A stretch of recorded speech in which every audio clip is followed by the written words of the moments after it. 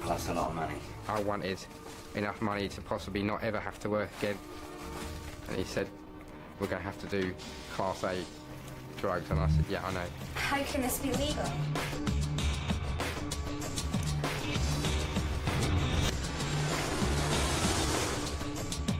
They never asked to see anything, they just let me walk out the door. And I thought, what can go wrong? Quite a lot, actually. You're thrown in some stinking jail in the middle of nowhere. It's not funny anymore.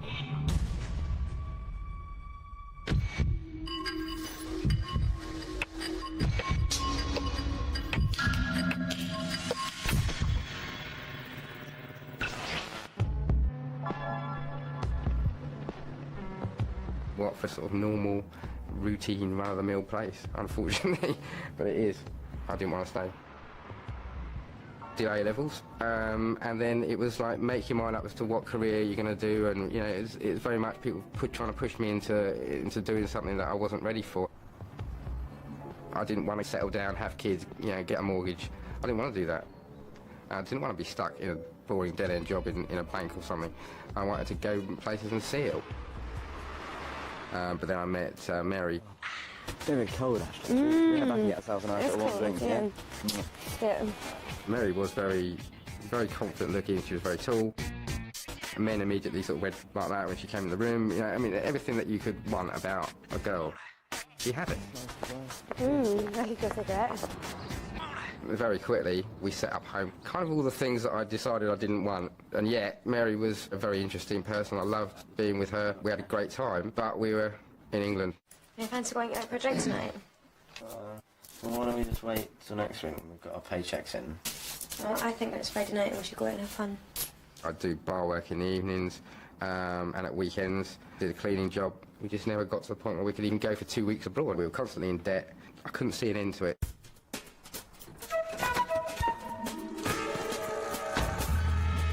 Suddenly, Mary's brother comes back from Taiwan. He's come back to England. The sort of prodigal son returns, I suppose. He had lots of money. Hi, sis. Hi, how you doing? Oh, I'm good, You alright? Other than that, I didn't know anything about him. Didn't know what he was doing in Taiwan. Nobody knew what he was doing in Taiwan, in fact. You're looking well. Yeah, cheers. Nothing's changed out here, is it? No, unfortunately. Same old crowd, same old people. Obviously can't help noticing the fact that we are struggling. We haven't got loads of money. The furniture's a bit rough. God blimey, you've been standing on this couch. Spring's gone. It's a bit old. Should buy a new one. Yeah, I'd like to. There's plenty of other things you'd have to buy first. You buy a new house for starters. I don't know how you guys can stick it round here. He had large envelopes full of cash, you know, and he just like, are you guys needing anything? Do you want some money? 1,000. There you go. Are you taking a piss? No, mate. It's yours. Oh, no. Don't be silly. I'd never met anyone who could quite happily just dish out hundreds of pounds, thousands of pounds without any worries at all. But, you know, Well, you're never going out gets with my me sister. There's £1,000. Use it wisely. Well, yeah, but if we did, but we'll have to pay back in some way. You know, We can never we afford to can't pay you just back. take this off you. Who cares? It's yours. Take it. Smells nice, doesn't it? I mean, even the £1,000 that Keith gave us initially was more money than I was making a month. See you later, pal. Bye. Thank you.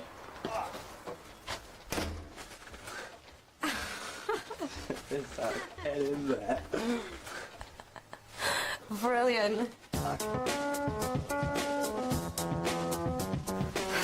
I've never had this much cash in hand before. Mary called him a couple of months later, and he said, well, I can help you. All expenses paid to Taiwan. You'll pay for everything. You will then give us an apartment and help us find work. Easy money. He said, I could pay all those debts off for you. I could get you a couple of flights out here to Taiwan as quickly as you like. Not making much sense, Keith. The opportunity to go travelling, to get out of this boring routine. Well, I've got to speak to Mark about it. It was like, it was a golden opportunity. I wanted to go immediately. So, yeah, of course I want to go. Mark's putting his thumb up and saying, yeah. We weren't worried about what he was doing, how he made all his money. It didn't occur to us that anything could be wrong. You know, he was helping his sister out. Keith asked us to work out how many debts we had and give him a figure. And we told him it was around £3,000, and he paid it. He was quite specific on the travelling arrangements. He wanted us to buy a round-the-world ticket. Keith wants us to go from London Right. into Newark, Okay. then across to Cleveland, then to Los Angeles, then to Hawaii, and then all the way round to Sydney, and then get to Hong Kong to then get another flight to Taiwan. Sounds good to me. And I thought that was a bit strange, but he was paying. 2 round-the-world tickets. How much?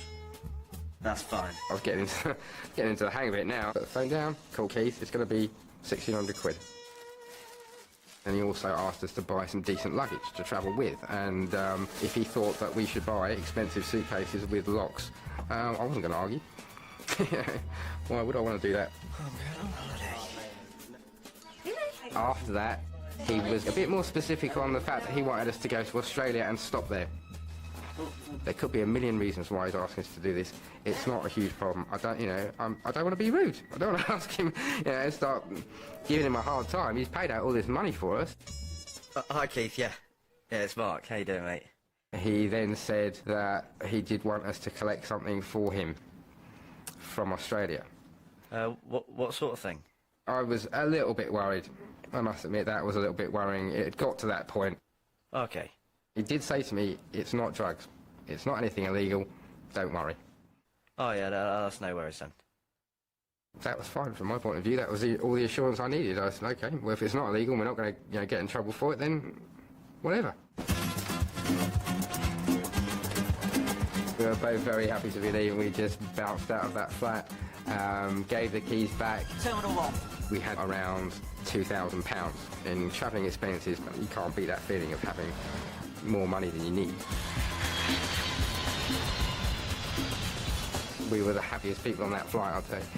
Definitely. And I thought, what can go wrong? Quite a lot, actually. Just things change quite quickly.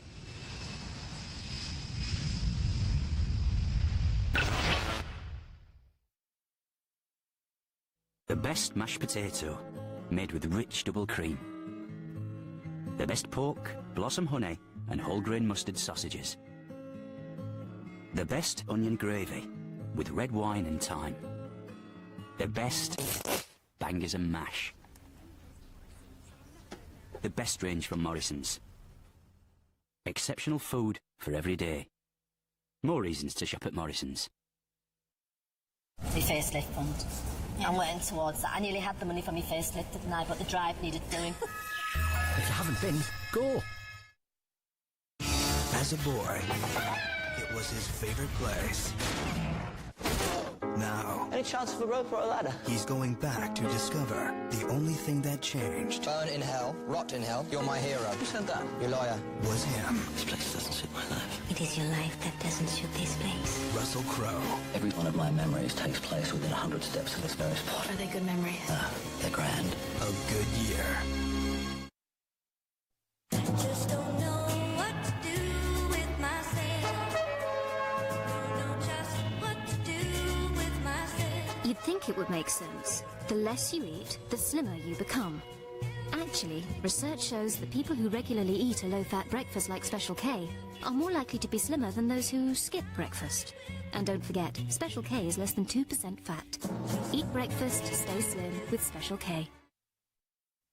I'm leaning over my baby's cot, who's only 3 months old and has a fever. So I've given him some Nurofen for children, which works where it's needed, with his little baby thermostat, helping reduce his temperature, so he'll feel okay. Nurofen for children. Nothing reduces fever faster or for longer. Chips, glorious chips. Crispy chips, glorious chips. Fluffy, thank goodness it's dinner time. Start licking your lips. Good chips, magical chips, wonderful chips. Glorious chips.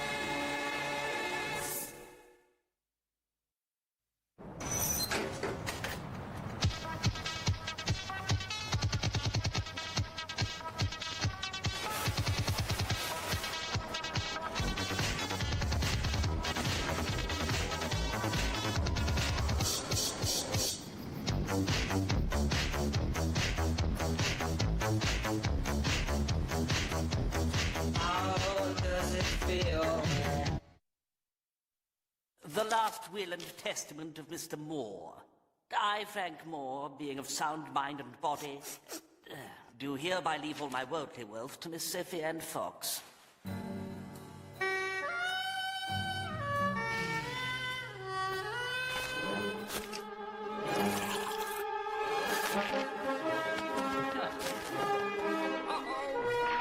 Red Bull gives you wings.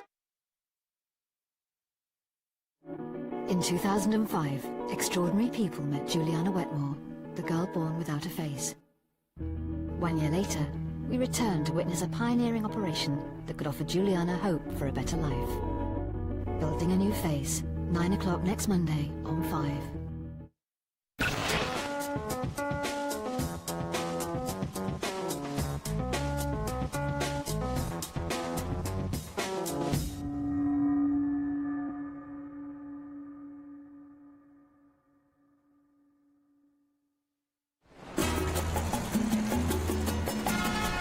We spent the next 10 days having fun in Australia, living it up. We were in love again. We were like a couple of kids, giggling, and we were just so happy. No responsibility, no worries, no money problems. We had more money than we could possibly spend in 2 weeks. We just did whatever we fancied, like that.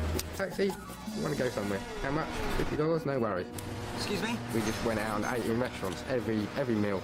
English breakfast, yeah, I mean, that is, I think, one of life's little luxuries. If you can pay for breakfast, you know. We didn't have to worry about housework, cooking, washing up. That was brilliant. That really was.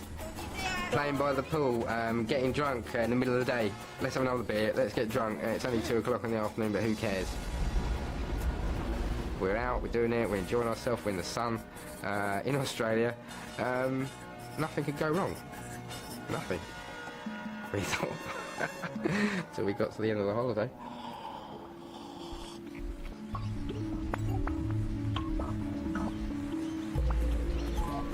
Keith said to us that the night before we were going to leave and get on the plane, somebody would come to the hotel and they would drop off what it was that he wanted us to bring back.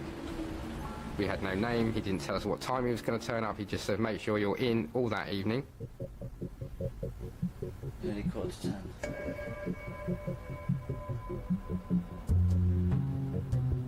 Yeah, they'll be over soon. But we've got to tell ourselves that it can't be too serious, because there's no way you'll break. Pretty see that.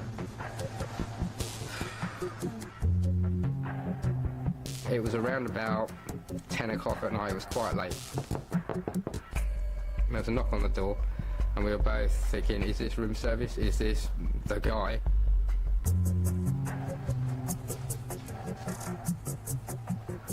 And I went to the door and opened it, and there was this fairly sort of tattily dressed guy, and he just said, yeah. I was standing there with this bag. So this is what we'd been waiting for. This is the time where we thought, right, what is it that we're dealing with? And there was a book or a magazine or something just on the top of the bag.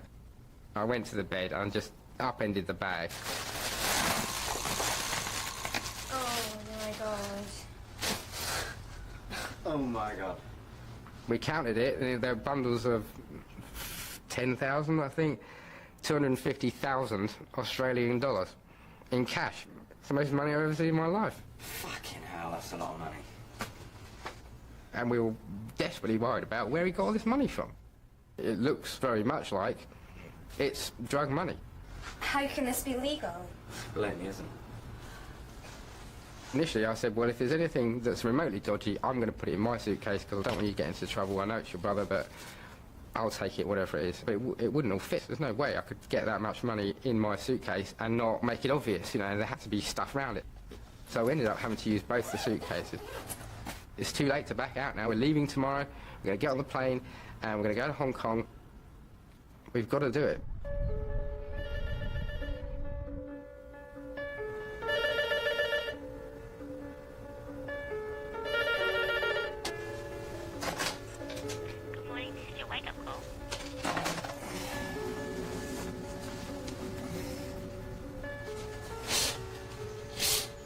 We had just a few hours sleep.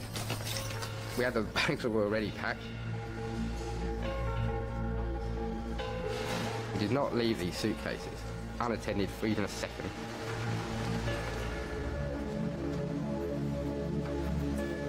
And I realised why it was that Keith had asked me to buy them.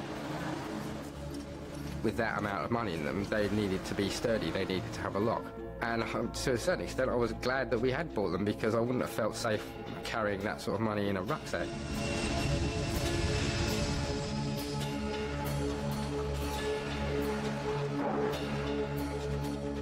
When we got to the airport, about to leave Australia, all around the airport there were warning signs. We were going to take out roughly $240,000 more than we were supposed to. I then went back to Mary sitting in their coffee shop and said, well look, this is the rule and this is the one that we're breaking. And we're not talking about drugs after all, or exotic animals or anything. We're not doing anything really wrong, we're just taking a bit more money out than we should. We talked ourselves into it because we had no choice at that point, we had to do it. Hong Kong's a free port, they don't care what we have in our suitcase. So really, as long as we took off from Australia, we were going to be okay.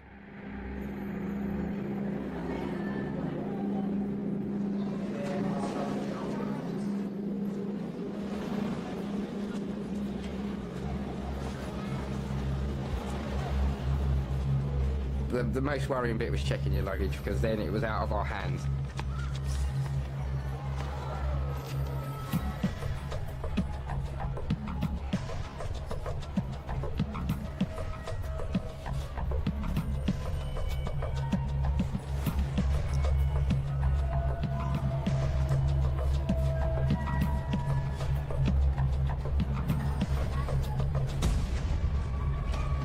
Every bit of luggage gets x-rayed, we knew was a risk that we were going to have to take.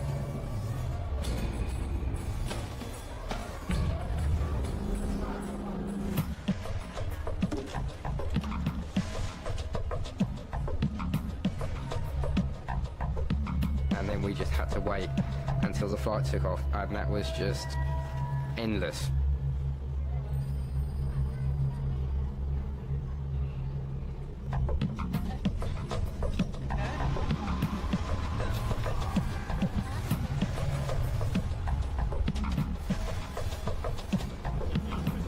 When we got on that plane, I was still expecting, even when the door shut, I was still expecting police cars to come around from all directions and get off the plane.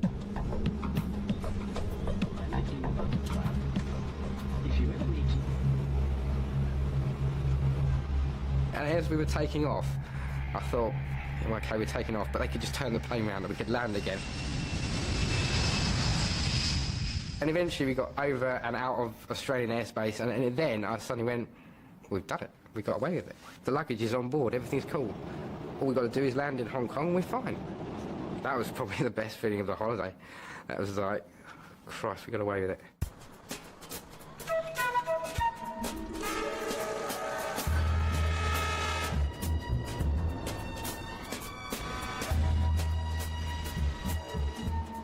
When we arrived in Hong Kong, Keith said to us that he would meet us at his hotel.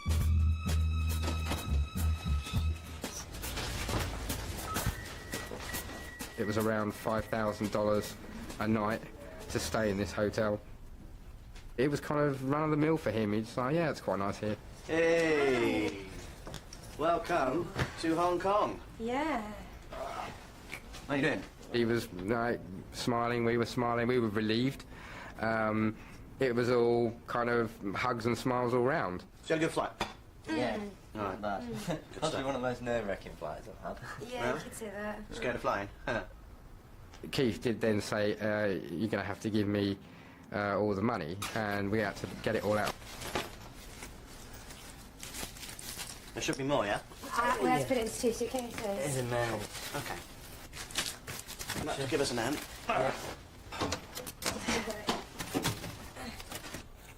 We put it in the safe, so he just loaded all the money into there. Closed it, locked it, end of conversation about that money. Other than for him to then say, I'm going to pay you another £8,000 for doing that job for me.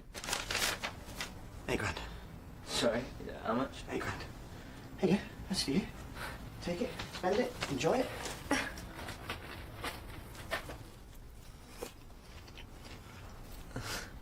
for you. You look a bit better now, both of you. Yeah. Seem a bit nicer. Yeah. I feel much better now. Thought you might. Listen, there's 2 penthouse suites in this place. Why don't you book the other one? Yeah. Quite possibly. I've never earned £8,000. I mean, £8,000 was about what I earn in a year. See you guys in a couple of hours, yeah? I'll buzz you. We'll meet down in reception, yeah? We'll give you a call. Yeah. Yeah. All right. Nice one. Cheers for that, mate. Thanks so much, mate. Cheers.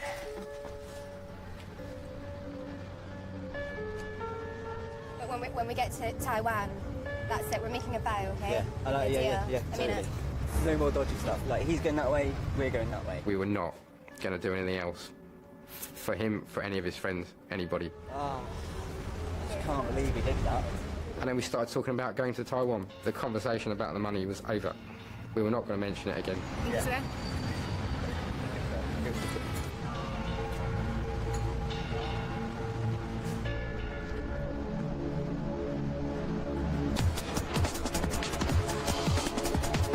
Landing in Taipei and driving through the city, it was chaotic.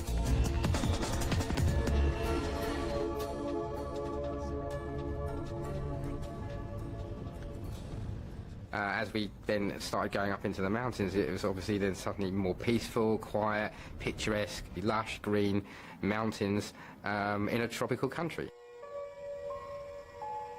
And I just thought, this is it. This is the life, man. It doesn't get any better than this. How many people at home are seeing this?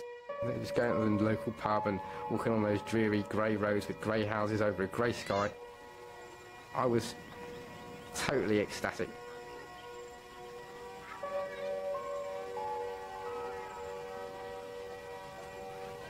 Keith got us an apartment. It was a lovely place to live, very quiet little village, full of Taiwanese peasants. We've got this huge, nest egg of money.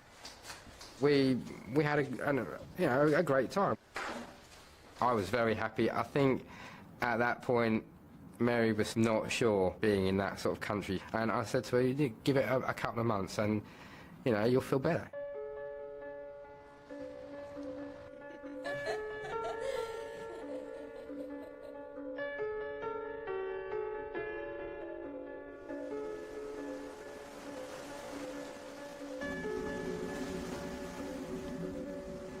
Our kind of fairy tale lifestyle started to look a bit shaky. The longer we were there, the worse things got. And eventually we started to argue. Mary was almost certain that I was going to have an affair, or I'd had one, or I was planning to have one. When I look into your eyes. Chinese women used to throw themselves at Western men all the time. It was like being a celebrity. It was nice for me, I enjoyed it, but Mary was getting kind of a little bit paranoid then. This is not what she expected. And I was trying to tell her that I wasn't interested in them. Whatever I said, it didn't make any difference. It was inevitable that things were going to go wrong.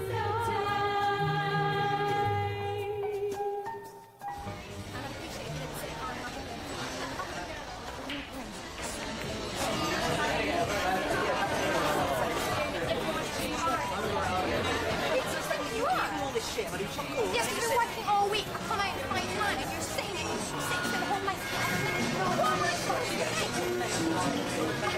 We were rowing about everything and everything that you could possibly row about. We were having a row about it. There you go, yeah, fuck off. Stop being such a fucking mind of bitch. We got to the end of the road. We went off in different directions to get separate taxis back home. So I got a suitcase, put some clothes in it, and went.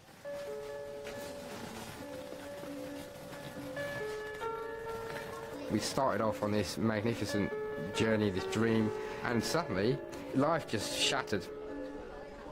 The only place that I really could go was one of Keith's friends, Paul. Paul was involved in drugs. He was quite open about the fact that he used to smuggle in cannabis, hashish, stuff like that. He did mention the fact that if I was really that short of money and I wanted to make a lot, there was a business that was worth getting involved in. And I knew the sort of profits that were going to come from that, from what I'd already done. It started to look like it was the answer to all the problems I had at that point. Stuck in a foreign country, with no money, no job, no income, no way of getting home, no return ticket. It just seemed like instant fix.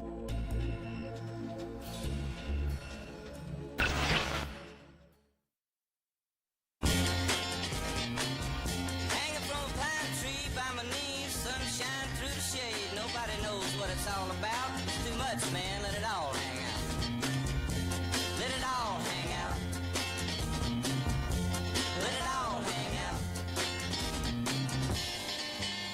Brew with citrus hops for an effortless taste. New Foster's Twist. Laid-back lager. You coming too, Jason? Suppose. Have you discovered Iceland's amazing value? Kerry, have you seen this? Curry for a quid. And garlic Kievs. Kerry, get another trolley. His first time in Iceland. They must have got these prices wrong. Quick, fill up the trolley while I create a diversion. Iceland's clear-cut prices mean great value all year round. And because we keep our prices simple, there'll be no nasty surprises at the checkout. That's why Mums go to Iceland, he's not with us.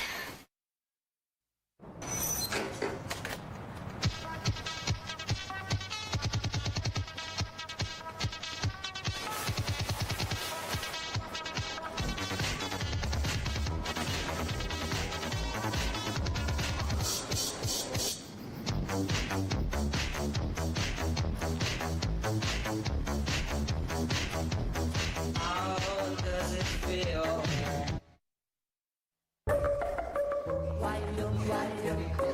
Enjoy the goodness of olive oil every day. The Tolly Spread. Hi, I'm Nick, and I'm quitting with nicotine lozenges. Could have done with a cigarette several times already. I'm going to have one of these and hopefully help me out. Today I've actually found a couple of moments quite hard. My colleague as well, they've given up smoking today, and they're going cold turkey, and they're actually going mad at the moment. Very happy to have given up smoking. And it's getting a lot of other people I know near me and that I care for. They're thinking about it and think, well, if Nick can give up, then maybe I can give up. Yeah, I like that. Be strong and quit with nicotine.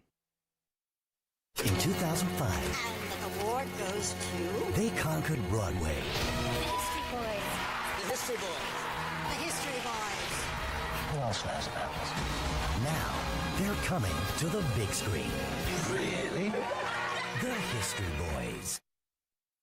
There's loads of saturated fat in a bag of Walker's crisps, isn't there? What do you reckon? 95% of your guideline daily amount? Well, the truth is, there's only 5%. Just thought you'd like to know. Are you thinking about quitting smoking? You're twice as likely to succeed with nicotine lozenges compared to willpower alone. Be strong and quit with nicotine. Step out of the office, Dad. It's called overtime, not all the time. So sit down at Pizza Hut for the new Cheesy Bites Pizza. 28 cheese heads with beautiful 2 bays of garlic butter. Play with them, rip them, squeeze them. Yes, this party's for the kids. The 9-year-old, the 12-year-old, and the 39-year-old. Come on, Dad. Unleash the happiness.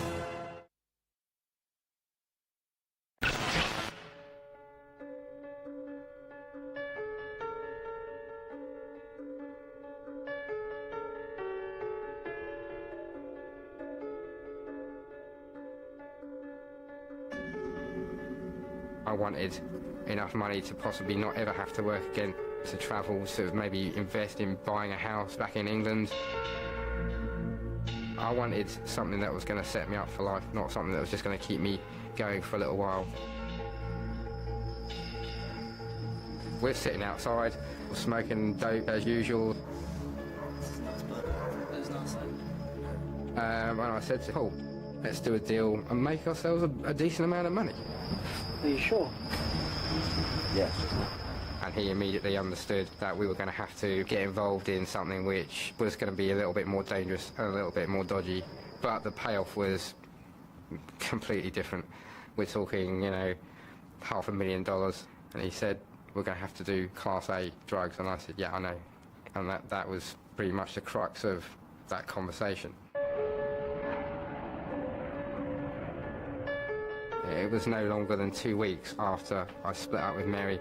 I was on a plane to San Francisco to do this job. Neither one of us were particularly keen to deal with heroin. It mostly came from Thailand. We all knew about the risks of going to Thailand, trying to leave with large quantities of Class A narcotics, and we weren't really keen to get involved in that. However, cocaine is easily available in the United States. We wanted to take it to Australia. We're talking about Western countries. We're not talking the death penalty, basically. We were looking at what could happen, worst case scenario.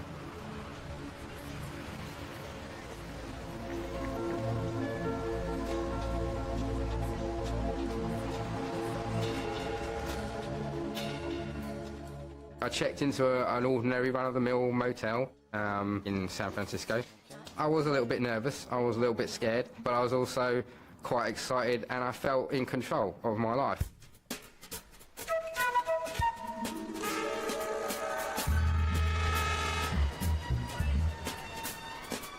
Somebody was going to come to my room. They were going to drop off a parcel. It kind of got, like, strangely familiar. All right.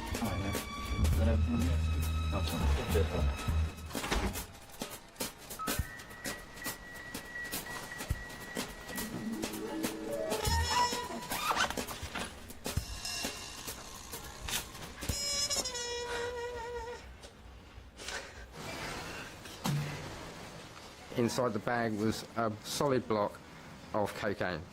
And I'd never seen that amount of drugs before in my life, and it was jaw-dropping kind of surprise. Bloody hell. I did start to use it. This was fantastic, made you feel great. Only for about an hour, and you'd have to have some more. And there was so much of it, it never seemed like it was ever getting any smaller. I was getting through several grams in a day. I have a line for breakfast. I know, I'll go and have a beer by the pool, a couple of lines, a cup of tea and another line. It was like taking on a gangster persona. Scarface, like sitting in the jacuzzi like this. I had loads of money, again. I had loads of Class A narcotics. Things were looking up again.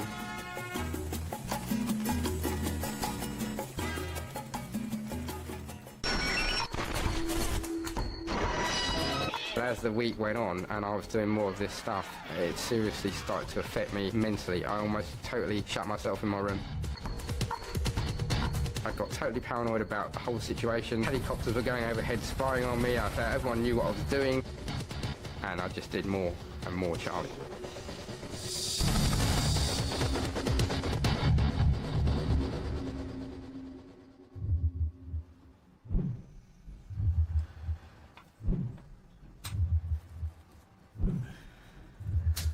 I was getting ready to leave, and I decided that the safest way of smuggling anything is to swallow it.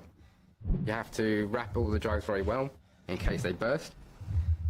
I dipped the condom in maple syrup and swallowed it, or tried to swallow it.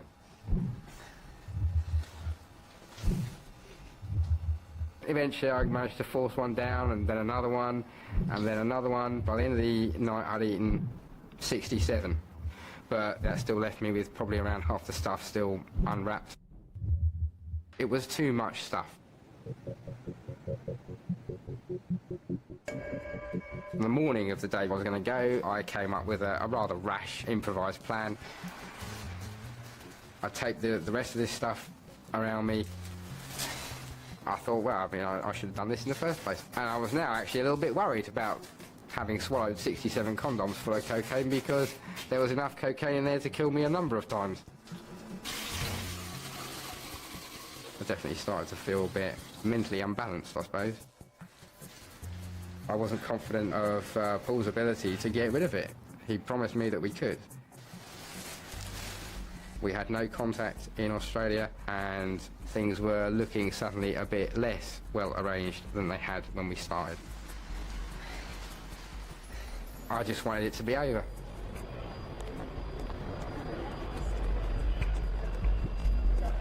It was very easy to leave the United States. I didn't have to go through any official immigration. There were no customs. It was then that I had to deal with a 16-hour flight, which was probably the hardest bit of it, actually. I'd been up all night eating these things. I started feeling quite sick because I had 67 condoms inside which were not being digested. I was uncomfortable because I had this stuff strapped around my middle, and I started to suffer withdrawal symptoms. And I had a line of coke for about 6-7 hours at that point. I was starting to feel a little bit seedy. I was very tempted to get up and go to the toilet and have a line of Charlie, which in fact is what I did. I just remember that. I had a line of Charlie on a plane. Fuck, how stupid was that?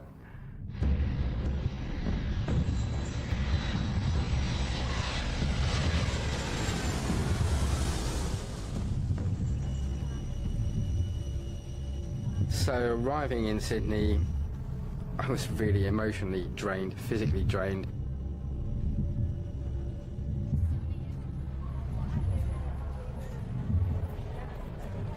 I got to immigration.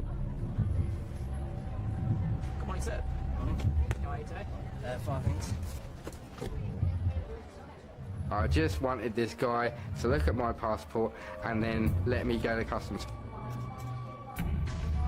The guy in the booth looked at it, looked at me. That was just endless.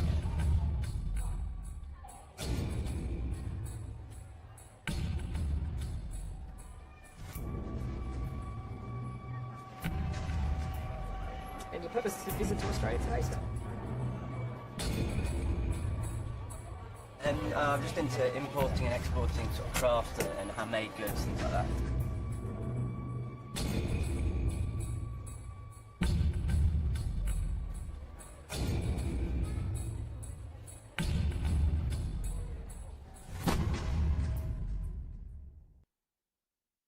Enjoy your stay in Australia. Thanks very much. Thank you. Bye. He was basically happy, and he said, have a nice day. I walked on to the customs hall.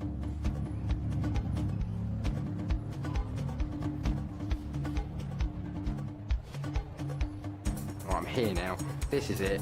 I'm almost done.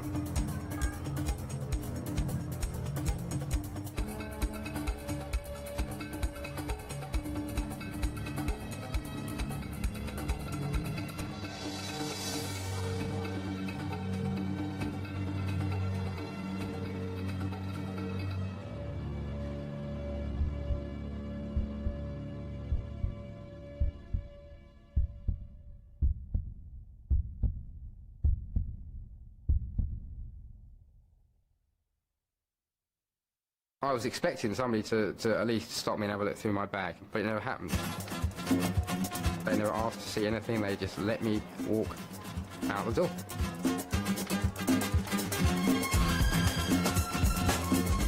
I was counting my money, already thinking in my head, I've done it, I'm rich, I've made a fortune with this job, and it's been a nightmare, but I've made it, I'm here, I'm free.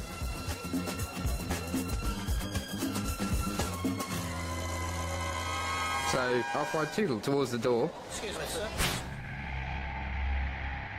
And there are 3 customs guys standing away from the others, 2 older guys and quite a young guy, and they were obviously training him.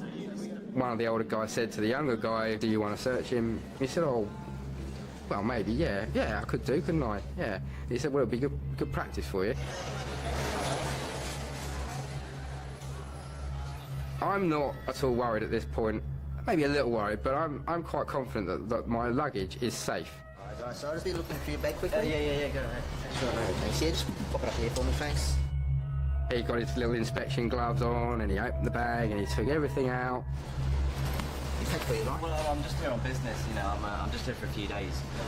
You get paid well, or what do you do? Well, I'm starting up, really. I've been doing this for a few months, and then I'm working with another colleague, and he's the one who's helping me branch out a bit more worldwide, get some sort of international deals on the go. I was taking insane risks at this point, and the things I said to them weren't awfully a long way from the truth. Do you know much about Australia, or? Not a lot, but I'm able to learn a bit more while I'm here. Yeah? Pick up some of the tourist guides and stuff like that. Oh, okay. What do you know about Australia? I know you got kangaroos here. I know the weather's much better than it is over in England. It is, yeah. Yeah, and I've been told the Australians are all very nice, genuine people. Yeah, some are, yeah, most of them are actually, yeah, so. He didn't find anything. Not a thing, not even a porno magazine. He couldn't find anything that was even remotely dodgy. So he said, okay, well, that looks pretty good. Yeah, I think that's it. Actually, you can go. Okay, so thank you very much. Okay, thank you for your cooperation. No worries. Actually, just one moment. So we'll just, I want to do a pat down. I've got to avoid this somehow. Oh, I'm actually running quite late now. I've got a meeting to get I understand, but just will you back down for me? No, I can't actually. I mean, I need to go. To be honest, you're kind of like pushing it a bit now. Just a couple of minutes.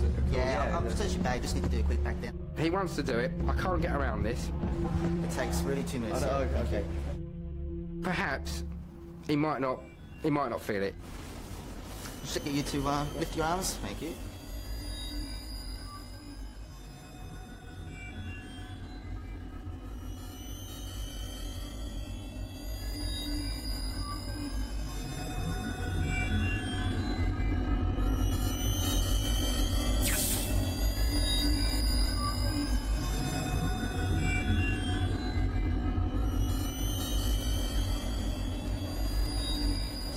Down, sir. Okay, just ask you a question. So, do you have anything around your waist? Do you have anything around your waist, sir? I felt something there, so... I bluffed it as far as I could go. There wasn't anything else I could do. I just said to him, it's cocaine. And his jaw just dropped. He didn't know what to say. And he said, are you serious? And I said, yeah, I'm serious. I said, you're going to find it anyway.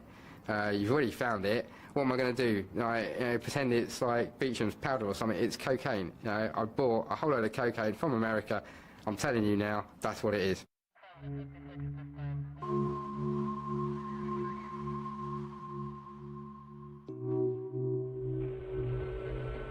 Maybe it sounds odd to say that it was a relief to get caught, but I mean, it was.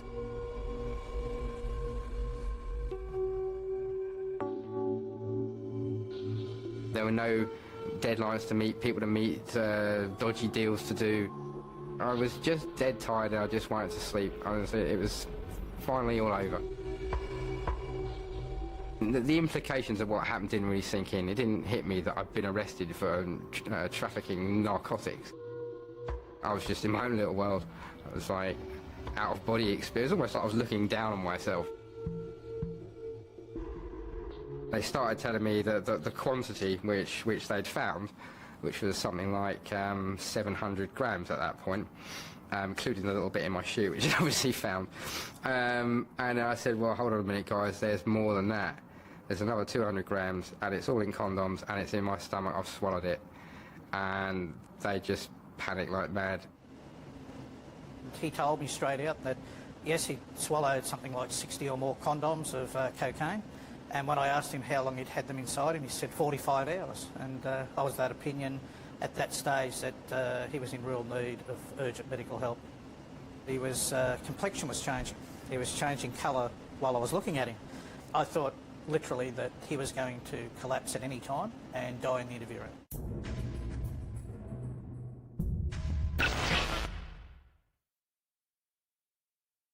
The only thing more shocking than how it ended is how it all began. The Texas Chainsaw Massacre at the beginning. The new finest British range. Succulent pies filled with Yorkshire beef and beer. Norfolk pork braised in Herefordshire scrumpy. Wild Scottish venison casserole. But don't worry, there's still everyone's favourite from the West Midlands. Chicken tikka masala. Tesco, every little helps. I'm just like you. For me, it's all about looking natural. I never thought I'd color my hair. That was before new casting cream gloss from L'Oreal. A brand new hair color that even with no ammonia blends away greys. The creme transforms hair for rich, glossy tones. My hair never felt so soft. And my color never looked so shimmering, super glossy. All this and no ammonia. It's the hair color I've been waiting for. And you? New casting creme gloss from L'Oreal Paris in 16 shimmering shades. You're worth it. The bigger the challenge, the more you need Duracell. Down go the orderlies in carbon batteries, victims of exhaustion. Down they go, up he goes. When endurance matters, we can all count on Duracell. Duracell lasts longer, much longer. In a land long ago lived Mama Kinder, who loved making little treats for children. Her rival was the chocolate parrot. He made boring things for grown-ups. Not yummy, happy hippos made with no artificial colours or preservatives. When the Baron laughed at all this fun, Mama Kinder's unicorn sent him on his way. Now kids can go free to fun days out. See Kinder Disney Cards packs for details. Going to the bar, I presume? Sir, the soupçon of the exotic?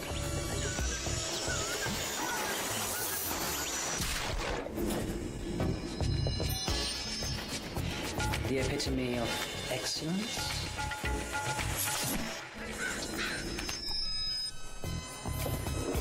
That's the last one.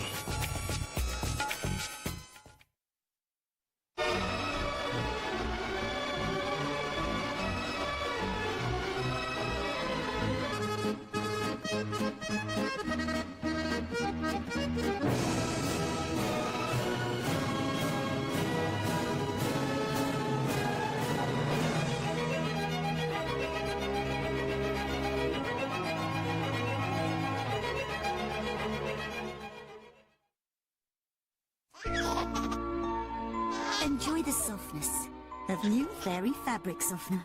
Nothing is softer for sensitive skin. Why have scented candles when you could have Glade scented oils? Once lit, its unique warming plate melts the candle into a pool of scented oils that fill the whole room with fragrance. And when the oils are gone, the candle goes out. Glade scented oils fill the whole room with fragrance. And now there's new Glade Scented Oils Trio. Create a centerpiece or line them up. New Glade Scented Oils Trio. Create a new sense of style. Glade, the welcoming scent of home. S.C. Johnson Family Company.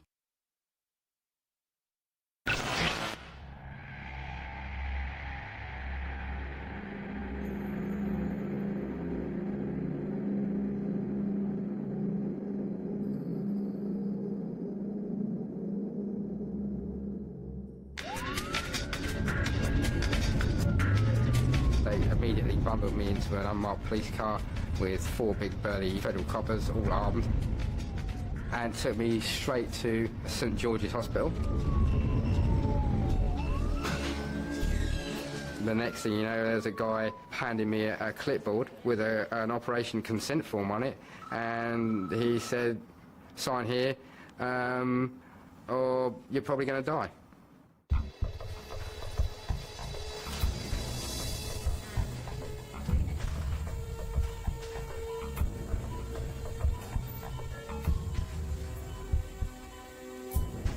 Then they had to squeeze all the condoms along one at a time until they came out of the incision that they'd made. They were stuck in a narrow part of my intestine which had been cut in a previous operation and made smaller. They weren't going to go through. If I hadn't been caught, I would have died. Basically, getting caught saved my life because there was no way that these condoms were going to come out.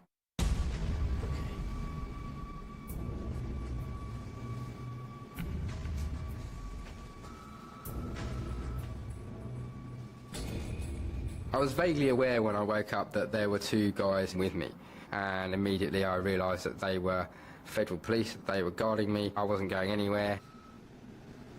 The ramifications of what I'd done, the fact that I was under 24-hour guard by federal police, the fact that they were armed, even in the hospital, that's when it started to really kind of hit home that I was in deep trouble.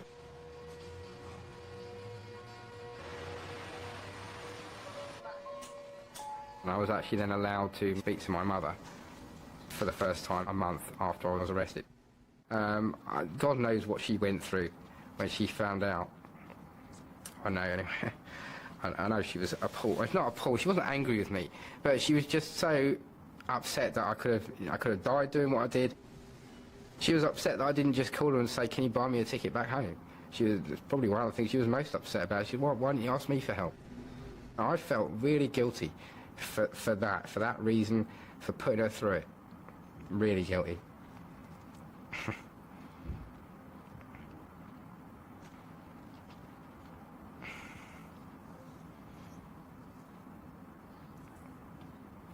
That was probably the worst bit.